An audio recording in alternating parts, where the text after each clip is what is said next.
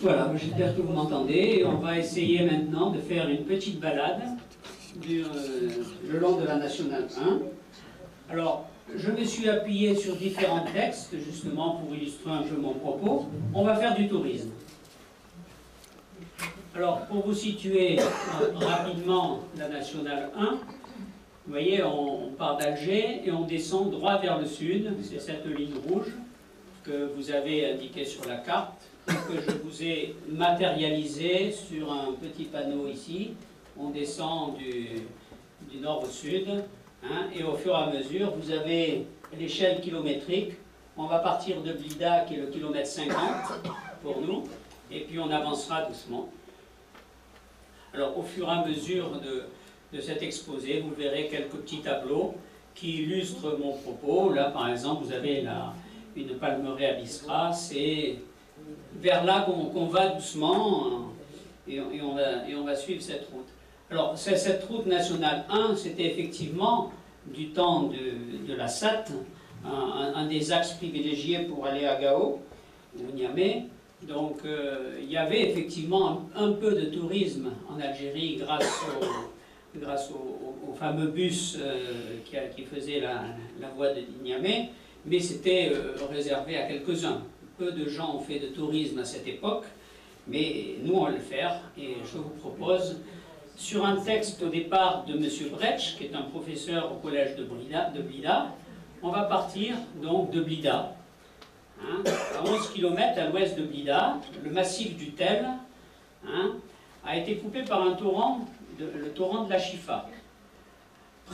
Pendant près de 5 lieues, alors c'est un texte de 1800 et quelques, hein, donc c'est pour ça on parle de lieues, vous verrez. Voilà. La voie ferrée qui relie Alger à Bogari fonce à travers cette coupure à pic grâce à d'importants travaux d'art. Alors on ne prendra pas la Michelin, hein, ça vous rappelle ceux de Blida, mais on va simplement prendre aller en voiture. Il y a la possibilité de deux choses. Donc, on passe sur l'Oued, on va emprunter l'Oued Chifa. Alors, il y a deux possibilités, soit de partir par la diligence. Il y a à l'époque les premières diligences que l'on vous proposait, avec des roues à pneus durs, là, et puis, ou le train. Il y a deux possibilités que nous propose M. Bretsch, plutôt. En auto, on sort de Blida par la route nationale, dite communément route de la Chifa, qui coupe à travers les orangeries, les plantations, en se rapprochant des chaînes de l'Atlas. On traverse à 6 km l'Oued el-Kébir, puis le lit élargi de la Chifa. Voilà, hein, quand on se retourne et qu'on regarde de la Chifa vers la Mitidja, on voit un lit élargi et la Chifa va à gauche, à droite, au gré, mais et des fois, elle ne va pas du tout, puisqu'il n'y a pratiquement plus d'eau. Voilà. On arrive, donc, on tourne à l'angle à gauche avant le village dit de la Chifa, auquel le torrent a donné son nom, et après une longue allée de platanes, fort bien entretenue, bordée d'eau courante, qui actionne des turbines d'une papeterie à l'époque, on tourne douce vers la pittoresque échancrure qu'ont creusé les eaux de déversement du massif. Alors, on arrive, c'est le kilomètre 10 de Blida, là, on arrive au Rocher Blanc. La route en corniche s'élève capricieusement dans la montagne. Hein, et c'est là qu'a été construit un nouvel hôtel, que l'on appelait à l'époque le Rocher des Singes. Rien à voir avec le ruisseau des Singes. On va voir plus loin. Alors, Rocher des Singes, pittoresquement décoré, confortablement aménagé, et qui semble garder l'entrée des gorges comme un palais mystérieux. Alors, j'ai volontairement, de temps en temps, mis une diapositive d'aujourd'hui. Ça, c'est une diapositive que j'ai faite en 2006. Voilà les gorges de la Chifa, un des points de vue, qui est pris à peu près du fameux Rocher Blanc. Hein, voilà actuellement comment c'est. Là, on ne voit pas la route, puisqu'on y est dessus, mais voilà un peu les paysages d'aujourd'hui. Alors, le soleil frappant de biais les hautes parois schisteuses illumine les grands plans d'éboulement sur lesquels on roulait jusqu'au lit du torrent, soit des cavalcades bruyantes de cailloux, soit d'énormes rocs qui se dressent fouettés par des eaux claires. On aperçoit de temps à autre, dans la profondeur des ravins, un double ruban d'acier de la voie ferrée. Les tournants brusques dérobent parfois toute vue, sans que la route coupée est finie, inachevée et ouverte sur un précipice. Elle reprend pourtant en s'éloignant, se rapprochant du torrent, dominé par de hautes falaises moussues, d'où penchent des branches fleuries. Mais à partir de Sidi Madani, qui était une petite halte pour les trains, il faut ralentir. 2 voitures peuvent à peine passer de front, et du côté de la Chifa, un simple parapet sert de garde-fou jusqu'au rocher pourri.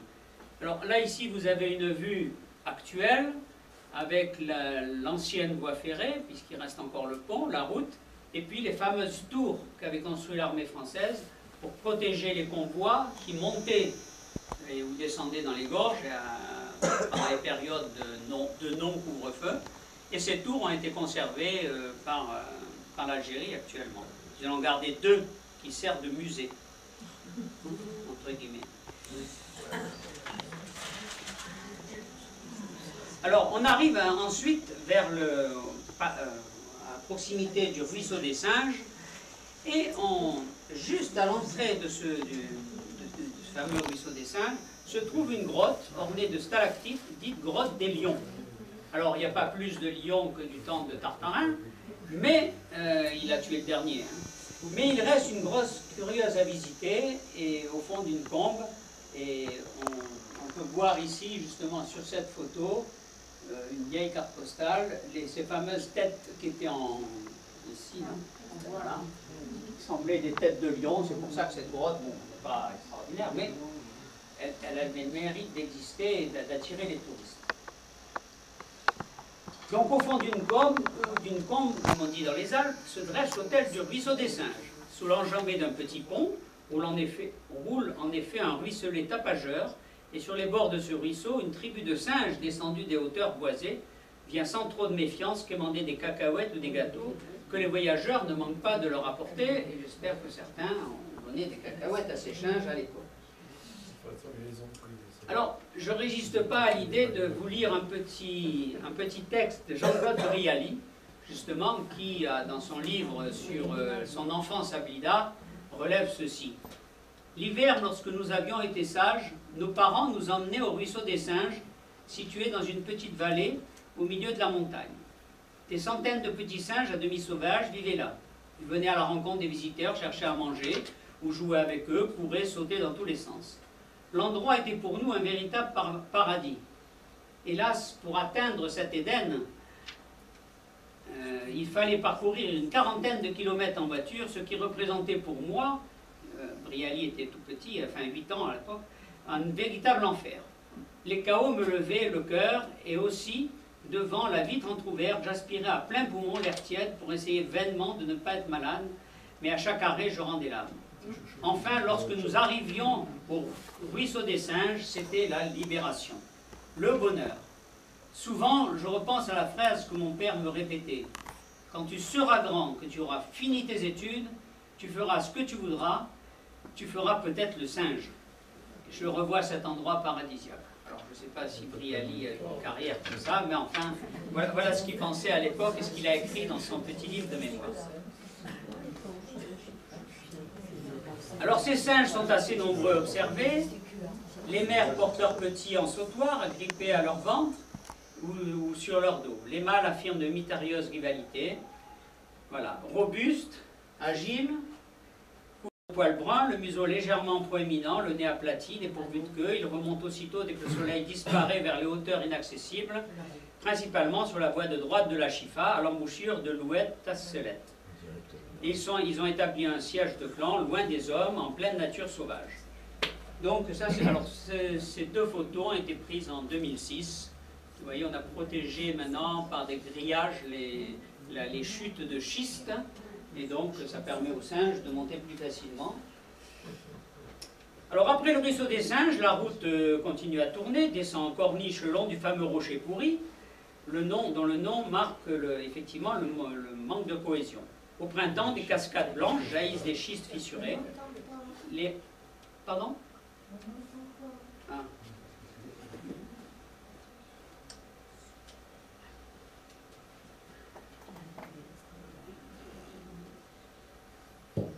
Ah ouais, et voilà. Le miracle se reproduit. Des cascades blanches jaillissent de schiste fissuré, les rocs sont tapissés de mousse et de capillaires, et l'on remonte ensuite, après avoir passé sur la rive droite du torrent, et on arrive au petit village du Camp des Chênes, après avoir passé les cascades, voilà, et on arrive au Camp des Chênes. Alors ce Camp des Chênes est devenu, dans les années 60, l'auberge Edmond Daudet. C'est-à-dire, c'était un peu modernisé, c'était un relais pour les militaires, entre autres, un petit bar, donc une auberge, et Edmond Daudet étant un des maires de Médéa. Alors, si je lis le guide bleu, il nous dit, au kilomètre 69, vous trouvez Edmond Daudet, anciennement Camp des Chênes, maison forestière, la vallée s'élargit, l'ascension continue enlacée par la vallée de l'Oued Sidi Ali, sur le flanc nord-est du Djebel Nador. Voilà, donc quelques vues. Alors, le Camp des Chênes en 1930.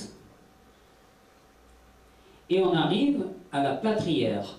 Donc, avant d'arriver à Médéa, on va retrouver sur la gauche une espèce de carrière dont on extrayait le gypse. Donc, le gypse qui sert à faire du plâtre. Donc, voilà la carrière dans les années 60 quand je l'ai quittée. Et la voilà aujourd'hui. Vous voyez qu'une bonne partie de la montagne a disparu et on continue d'extraire du plâtre. Et c'est pas loin de cet endroit, je vous le rappelle, qu'ont été retrouvées les têtes des moines. C'était au bord de la petite route qui mène à cette carrière. Voilà. Pour ceux qui connaissent le coin. Voilà. On arrive donc au col de Teniat-Sultan, et là une belle vue de ce col enneigé, puisqu'on arrive à 900 mètres d'altitude. Hein, on est à 950 mètres. Et le col de Teniat-Sultan permet de passer du fond, c'est le pic de Mouzaya, donc, qui s'appelle le Tebesguida aujourd'hui, mais c'était le Mouzaya, donc ça permet de monter sur la ville de Médéa. Voilà, donc quelques diapos d'aujourd'hui. Et on arrive à Médéa. Alors, je lis toujours le guide bleu, selon ces... Alors, on indique qu'il y a le chemin de fer qui passe, il y a des services automobiles pour Bida et Alger, donc des bus, et Djelfa. Alors, Médéa tire son nom de la moitié, l'Amdia. L'Amdia, c'est la moitié. Quand vous regardez une carte romaine, ici, vous avez l'endroit où aller le plus loin le romain, c'est les limes. Bon, M. Créteau nous a suffisamment fait de conférences là-dessus, et on sait tous ce que c'est que les limes romaines, donc la barrière entre les civilisés et les non-civilisés. Et à cet endroit-là, entre Alger et un, pile au milieu, l'Amdia, Médéa, c'était le milieu. Donc le nom de Médéa vient du latin, en fait. Alors c'est une petite ville avec une sous-préfecture à l'époque, bon, qui est devenue préfecture à la fin des années, vers 60, en 1960. Donc là, vous avez l'arrivée à Médéa par le presbytère, la route d'Alger. Voilà. La préfecture, les écoles, la sous-préfecture à l'époque qui est devenue préfecture, donc les écoles. Donc c'est là que j'ai usé quelques pantalons, enfin quelques shorts, parce qu'à l'époque, je n'avais pas de pantalons. Voilà. Sur la gauche, c'était les garçons, à droite, les filles. Et Médéa est célèbre, justement, à cause de son altitude, 920 mètres, avec ses 220 000 habitants, pour tout l'arrondissement, hein, était célèbre par ses vins, hein, des VDQS. Et voilà un petit calendrier que j'avais ramené en souvenir, avec les vins, le fameux Dalcli, et les vins de Médéa. Vous voyez, ça donne envie. Hein. Voilà. Alors, autre célébrité de Médéa, là c'est la littérature qui parle, c'est un qui est né là-bas, enfin bon, il n'a pas vécu longtemps, puisqu'il a passé que 4 ans, son père étant militaire, il est né à Médéa, comme beaucoup sont nés comme ça, puisque c'était une ville de garnison. Et la ville de Médéa comprenait aussi pas mal de... C'était une ville considérée comme ville sainte, donc il y avait 2 synagogues, 3 mosquées et une église. Donc là je vous montre une des synagogues et une des mosquées.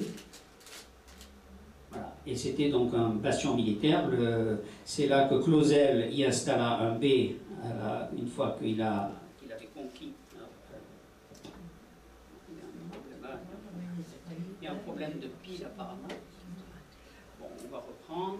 Donc c'est Clausel qui s'est établi sur place en 1840, et il y avait monté la fameuse citadelle des Turcs qui était sur le plateau, en haut du plateau de Médéa, a été transformée en caserne, et c'est là que c'était le siège du régiment du 1er Spahi algérien. Voilà un petit tableau que j'avais réalisé de cette caserne. Donc en 1840, tableau de la conquête, un très beau tableau de la conquête de Médéa, où on voit justement le fameux aqueduc romain par lequel arrivent les troupes françaises. Hein. La citadelle est en haut, alimentée par cet aqueduc, et cet aqueduc était romain, remis en état par les Turcs, sera ensuite fera l'honneur de Médéa, justement, et ensuite il sera malheureusement en partie détruit actuellement. Donc la place de la République, là on fait les touristes, hein, donc on va passer place de la République, hein, avec son kiosque à musique. La même chose, le kiosque à musique et l'église, vu par votre serviteur qui l'a peint sous la neige. Voilà. L'hôtel de ville, hein, donc c'est là que sur ce côté de l'hôtel de ville, il y avait une plaque en l'honneur de Jean Richepin. L'église Saint-Henri, en carte postale ou en peinture, selon que vous voulez. Et le monument aux armées d'Afrique, c'est-à-dire que la prise de Médéa, quand elle a été faite en 1840, on a dressé un obélix à l'entrée de Médéa, et qui était ce petit monument dont les plaques ont été démontées par l'armée française, mais on ne sait pas du tout ce qu'elles sont devenues, puisque beaucoup se posent la question actuellement. La rue Gambetta, qui était la rue principale, vous voyez, ça c'est au moment du 13 mai, voilà, vous avez tous deviné. Ou du temps des Spahis, le monument aux morts à deux époques différentes, la mosquée, et puis un marabout, le fameux marabout Sidi Sahraoui, qui était justement un lieu de rencontre des musulmans, et qui était justement assez souvent, il y avait une zaouïa qui venait se réunir là, il y avait des festivités, etc. C'était dans la vieille ville, auquel nous, Européens, on avait peu d'accès. Voilà, la pépinière, alors ça c'est ce qui est devenu la ville moderne, c'est-à-dire qu'au fur et à mesure que la ville de Médéa s'est agrandie, ben, la fontaine qui était sur la place publique a déménagé pour faire place au kiosque. On a mis la fontaine sur un grand terrain qui est devenu une pépinière. Il y a le stade, les immeubles, voilà. Donc c'est devenu une grande ville moderne ayant la place d'Armes pour continuer la visite. Et le Nador, c'est-à-dire à 4 km au nord-ouest, nord-sud-est de Médéa, s'élève un quartier, c'est le quartier des villas, que l'on appelait le Nador. Voilà. Et là, je vous montre aussi à nouveau la porte de Lodi, c'est-à-dire le fameux aqueduc romain qui a fait la fierté de notre ville. Et je ne résiste pas à vous donner dans une carte postale, on fait un peu comme les touristes, une fois qu'on a visité un coin, on laisse à Louis Bertrand le soin de décrire dans une sorte de carte postale qu'il a écrite dans le sang des races, Médéa. Ce furent d'abord les gorges de la Chifa et la fraîcheur des montagnes, où les minces filets d'eau forment des cascades, la verdure des chênes-lièges et des pins qui descendent jusqu'aux vallées rafraîchissantes dans les yeux, quand les roches de la route s'échauffaient avec le soleil et renvoyaient des ondes de chaleur sèche. Puis, au coucher du soleil, Médéa apparut, au milieu de ces jardins peuplés d'arbres de France, des cerisiers encore chargés de fruits, des pêchers, des pruniers qui faisaient une ceinture verdoyante. Avec les bâtisses régulières de ces dominant les cimes et la vallée du Nador, elle avait l'air d'une petite sous-préfecture de France dans un pays perdu. C'est ce qu'écrivait donc Louis Bertrand en 1930. Et donc on va continuer notre route. On est parti de Blida, on était à Médéa, et on va doucement descendre la Nationale 1. Le premier village que l'on va rencontrer, c'est Damiette. Au départ de Médéa, on traverse des cultures et des plantations, et Damiette, qui est un village de colonisation, avec son château, le château Malval, et ses moulins.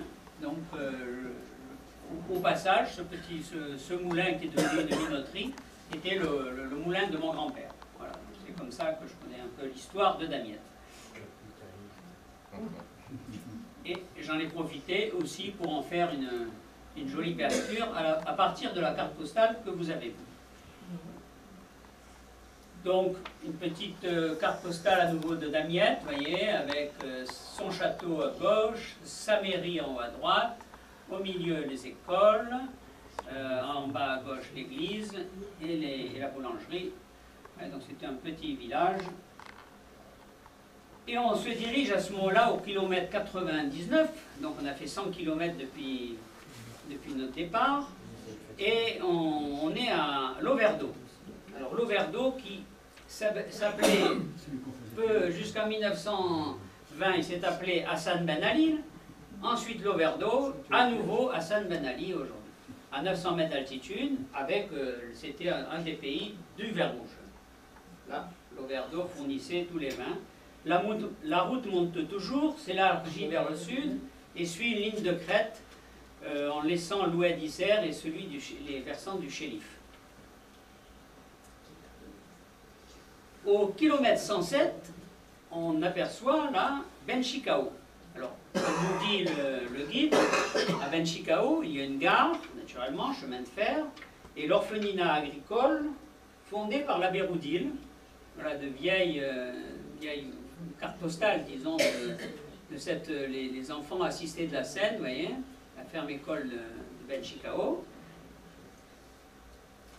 Et ici, vous avez une vue plus récente, enfin des années 50, c'est une 62, là, donc le train, et on aperçoit dans le vallon, là en haut, hein, la ferme Roudil, qui était devenue à l'époque une caserne, mais avant elle a abrité aussi les moines de Tibarine. Avant de s'établir, ils se sont établis du côté de Ben Chicao, et ils avaient habité un moment, pendant 2 ans, cette fameuse ferme-école. On continue la route vers Nelsonbourg, 13 km, un village de colonisation aussi, et qui a été créé en 1911. Et là, on trouve toujours de très très beaux vignobles. Et donc là, c'est la fameuse montagne carrée qui était très caractéristique. Alors certains, si on va sur des sites et que vous faites montagne carrée, vous avez des tas de sites où des appelés du contingent ont crapahuté là, parce que je peux vous dire que dans ces coins, il y a eu des recherches importantes de Félaga, et il y en a qui l'ont parcouru à pied, en EBR, etc. Ensuite, au kilomètre 109, on laisse la route de Champlain, qui va vers Champlain à 24 km, autre centre effectivement de colonisation, à proximité du camp Paulinier, et on est pas loin du Djebel Ressoul. Donc encore une vue de Nelsonbourg. Et voilà, le paysage, vous voyez, a beaucoup changé par rapport à Médéa, ses arbres fruitiers, ses jardins.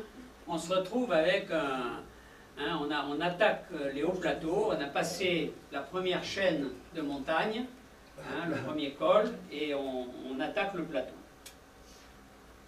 Alors c'est là qu'au kilomètre 111, on retrouve l'ancien caravansérail de Ben Chicao. Souvenez-vous, on a eu une conférence de Madame Faure-Astier sur les caravansérails, et elle nous avait beaucoup parlé de cet ancien caravansérail, dont il reste quelques vestiges.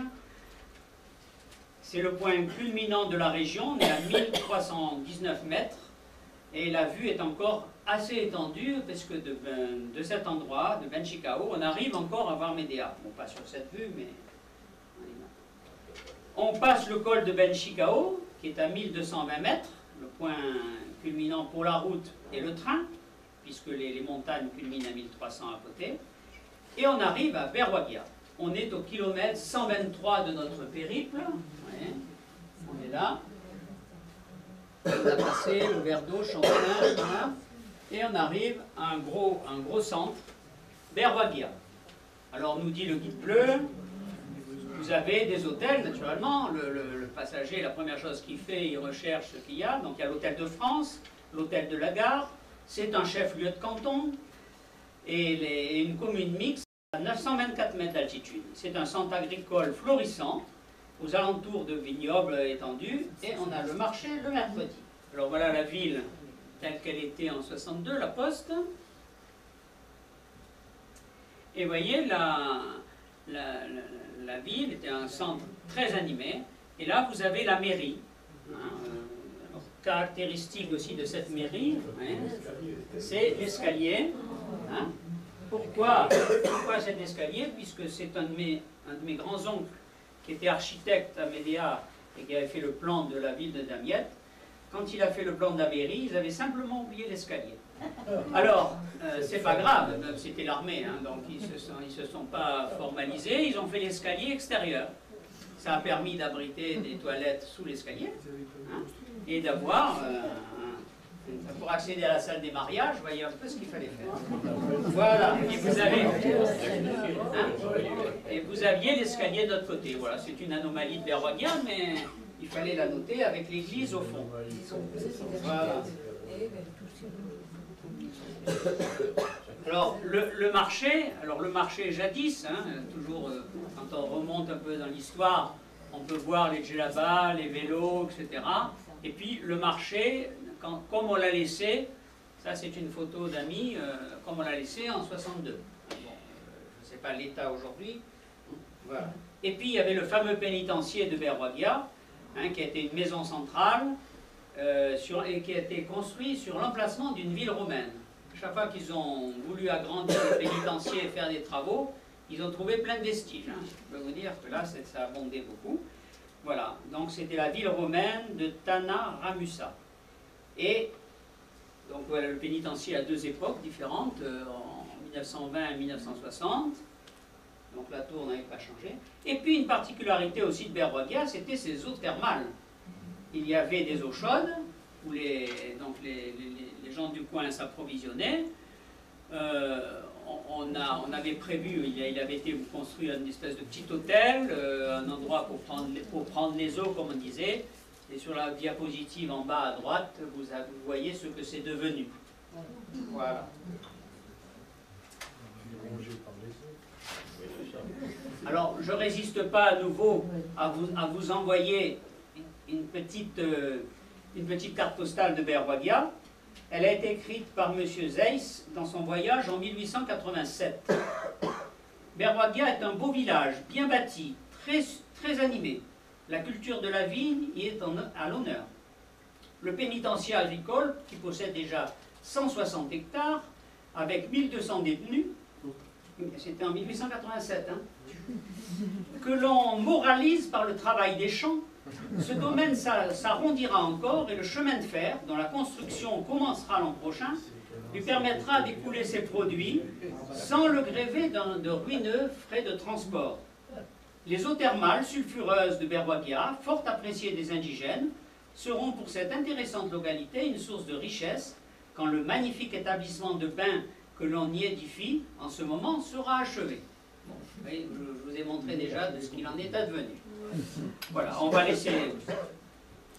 va donc laisser Berwaguia et continuer notre périple, puisqu'on est sur le plateau.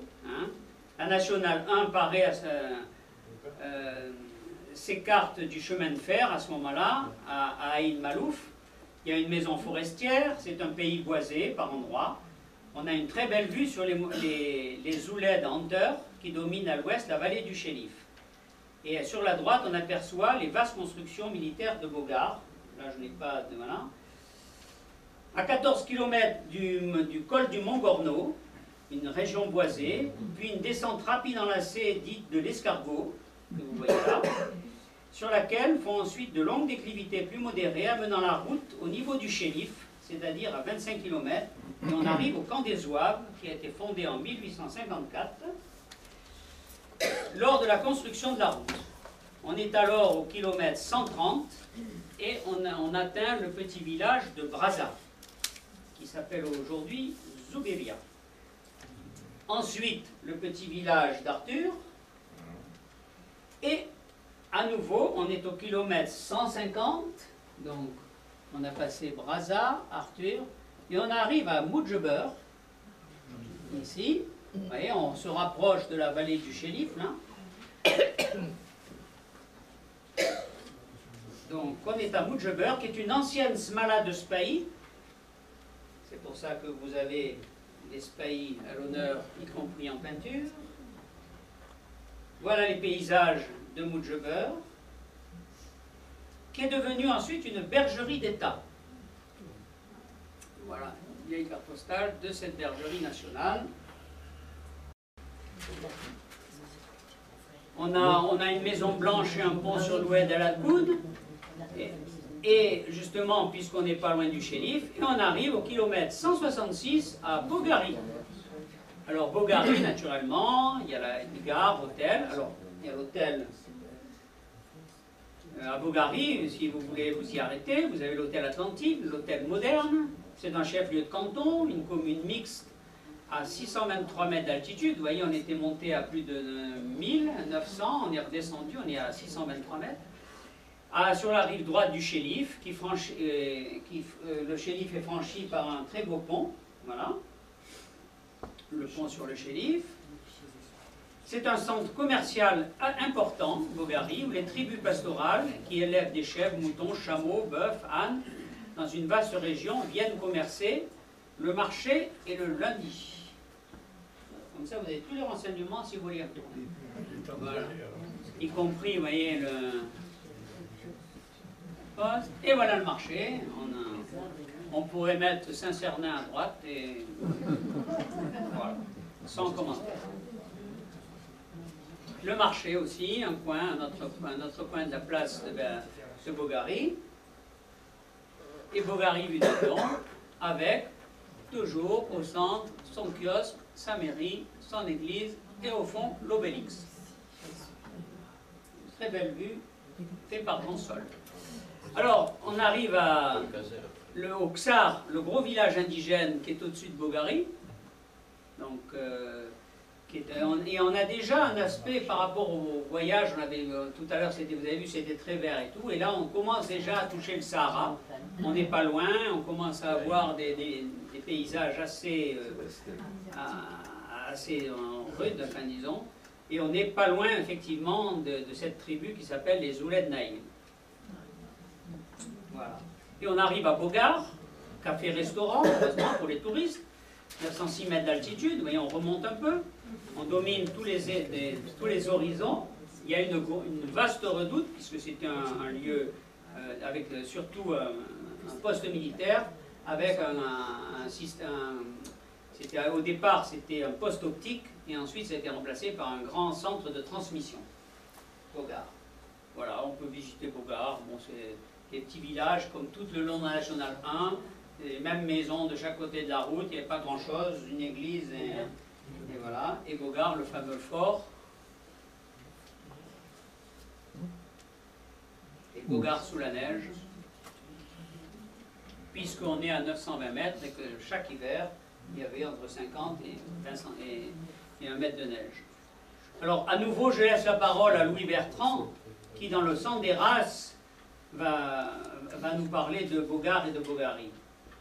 Après une nuit reposante au camp des Zouaves, on vit enfin les bâtisses militaires de Bogar, tout en haut de la montagne.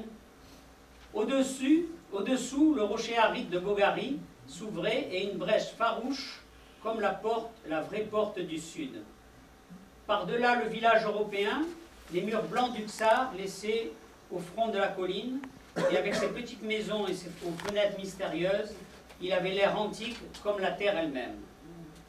C'est le repère des marchands juifs et des Ouled Naïl, à servantes d'amour. Depuis les siècles, sans doute, elles se tiennent là, sur cette porte du sud, pour accueillir ceux qui s'en vont vers les régions désertes. Immobiles sous leurs diadèmes de pièces d'or et leurs bracelets massifs, comme des entraves, elles semblent attendre éternellement celui qui passe. Elles sont la joie violente et brève entre les longues journées de fatigue et le souvenir de leur chair accompagne le voyageur au travers des sables. Vous voyez, bravo Louis Bertrand. Voilà. Et voilà une ouled naïve. Et justement, vous avez là le fameux quartier réservé. Voilà. Alors après la station d'Ain Seba, la route atteint le dos de pays, d'où on va vers le sud. On a une vue immense sur l'horizon, une platitude uniforme, à peine limitée par les dentelures lointaines du Djebel Keder et des Sebalos. On entre en pleine steppe, région au relief incertain, aux dépressions, aux fameuses dépressions, les dayas, sans écoulement et où les phénomènes de mirage est fréquents. Alors on arrive à Boukzoul, caravansérail avec installation sommaire et eau médiocrement bonne, qui en bordure de la Daya Xirsia, à la hauteur de laquelle le chélif change de nom et qui s'incline vers le sud-ouest. Vous voyez, on est donc ici, on est à Boukzoul, le chélif s'en va et va chercher le vin, et on commence à voir ces paysages de grands shots, et on est sur le plateau. Voilà. Alors actuellement, que Boukzoul, dont vous avez une vue ici, le fameux lac, qui a triplé de valeur, est en train de devenir la capitale administrative, je ne sais pas quand, de l'Algérie. C'est-à-dire, ils rêvent de faire un Brasilia moderne à la place de ce petit point, là, vous voyez. Mais si vous allez sur Internet, vous verrez, c'est assez amusant de voir qu'il y a un immeuble, avec les plans, les maquettes, etc. Et sur des kilomètres carrés, vous avez des routes, des ronds-points, etc. Tout est tracé. Il y a la route, le dessin de la ville est fait sur 25 km de long, sur je ne sais pas combien de large, c'est immense. C'est assez... Voilà. Et ça deviendra peut-être la capitale administrative. C'est un rêve. Voilà, c'était Boukzoul. Et nous arrivons à Paul Gazel, alors que l'ancienne Aïn Nusseira, c'est là où il y avait un terrain d'aviation, hein. Et c'était M. Paul Gazel, qui est le maire, Gazel, hein, c'est pas Gazelle. Donc effectivement, à droite le terrain d'aviation, et c'est là que commence la mer d'Alpha, où l'on chemine quelque temps. Il y a des pistachiers, des arbres de térébenthine, ou Belloum, qui rompent l'université du désert. Alors voilà cette petite ville, qui est simplement quelques maisons et un ancien caravansérail en bord de la nationale. Voilà. Et c'est là qu'à Aïn Nusseira, justement, et là on rejoint, enfin, il y avait la mer d'Alpha. Alors effectivement, comme vous l'avez bien répondu tout à l'heure dans le questionnaire, il y avait une grande partie d'Alpha qui se faisait effectivement du côté de Paul Gazel, mais c'était dans le Sersouk qu'il y en avait 3 fois plus. Alors ça c'était pour vous rappeler l'Alpha, source intéressante, et la ligne de chemin de fer a été construite essentiellement pour véhiculer tout ce qu'on produisait dans le sud vers le port d'Alger.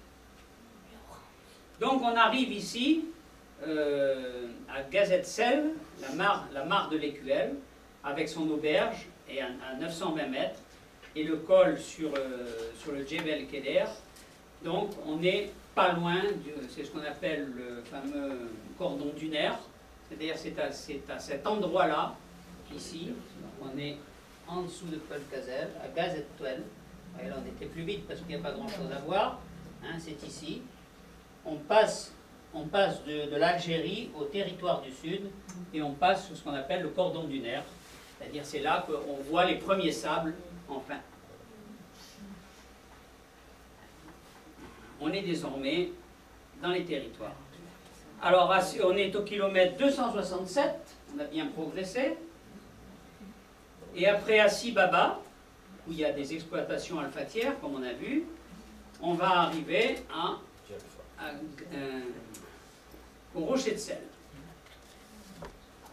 Alors le Rocher de Sel, c'est une halte au débouché d'un passage qui a été frappé où s'est frayé l'Oued Mela, un passage où s'est frayé l'Oued Mela, dans le Djebel Sahari, avant au bord des monts des Ouled Naïl.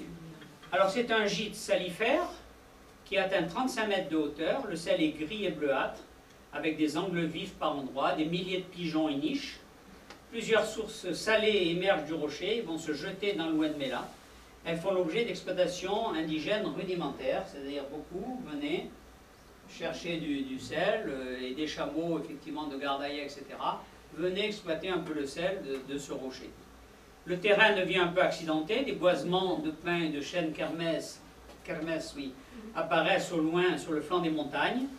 On traverse les monts des Ouled Naïl par le versant nord qui est boisé, et le versant sud, lui, est dénudé complètement d'arbres puisqu'il est tourné vers le désert. Le sol est simplement couvert d'armoises. Voilà le rocher de sel, à différentes époques, avec quelques bédouins en train de camper, ou une vue plus colorée d'aujourd'hui. Et après Zmila,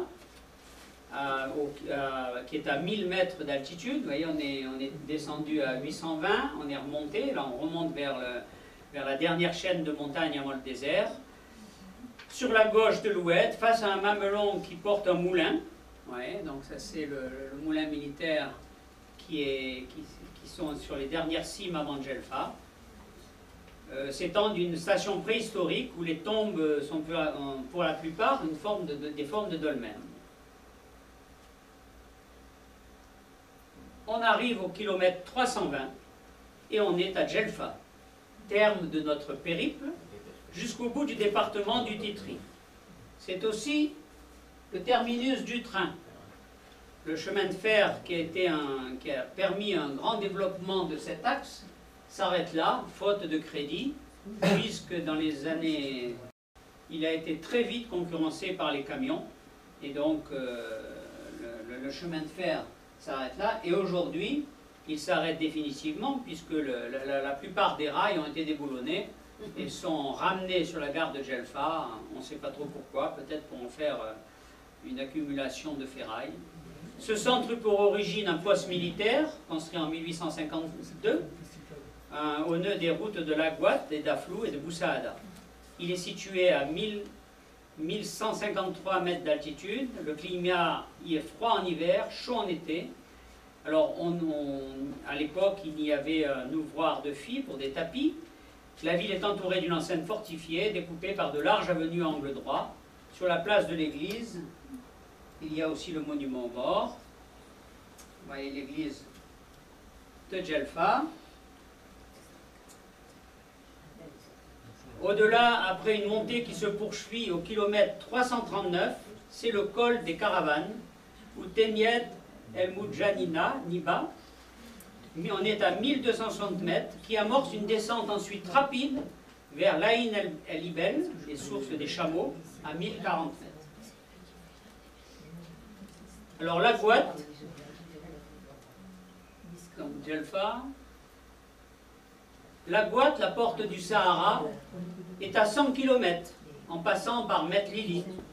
Mais, vu l'heure et votre attention, je vais donc m'arrêter là, puisqu'on avait décidé de ne pas poursuivre vers le Sahara, mais on s'arrête donc à la porte du désert. Parti de Blida par les gorges de la Chifa, nous avons parcouru 250 km. Et je laisse à nouveau à Louis Bertrand le soin de conclure ce voyage qu'il a fait sur les pas de mon ancêtre Raphaël Cortés, qui à l'époque était charretier dans son roman Le sang des races. Et voici ce qui peut servir de conclusion à notre périple, puisque là vous voyez qu'on est à 200 km, nous sommes à Djelfa, hein, voilà, vous avez Gardaïa à 200, El Boléa, et le Cap à 13 000, si vous voulez aller jusqu'au bout, et ça sera un autre voyage. Voilà, et l'altitude...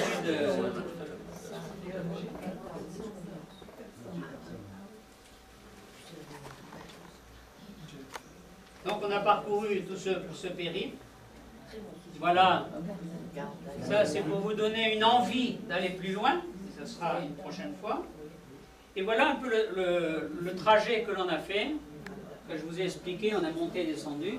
Donc on est parti de Blida ici, on a passé le col de Tenietelad, Médéa, le col de Benchikao, Ogari, les plateaux, on est monté là, Djelfa, c'est là qu'on s'arrête. Il nous manque juste, on a passé le col des Caravanes, il nous manque juste un tout petit bout pour aller vraiment en plein Sahara. Voilà. C'était l'heure où les Mozabites se rassemblent sur les terrasses pour la prière du soir. De toutes parts s'élevait une psalmodie grave. L'angélus tintait à l'église et le peuple des palmiers, serrant sa ceinture d'ombre autour des rocailles, faisait une clameur de foule. Raphaël, donc mon ancêtre, et Salvador s'étaient accoudés sur le parapet du rempart et regardaient la mer des sables. « Tu vois là-bas, dit Salvador, c'est Gardaïa. Tu y as été, toi? Non, mais un jour peut-être, pour sûr. » Devant eux, ils voyaient comme une houle violette miroiter dans le crépuscule et rouler vers le désert. Des glacis roses, pareils à ceux des larmes de soleil couchant, glissaient par places sur la nappe changeante. Puis en un instant, tout se rembrunit. L'étendue de terre devint si dure et moite.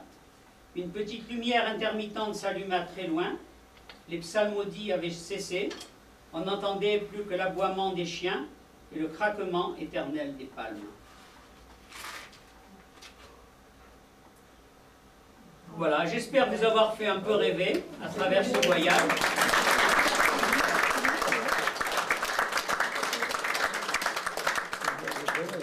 On a parcouru un coin de notre Algérie et à l'avenir on en fera d'autres.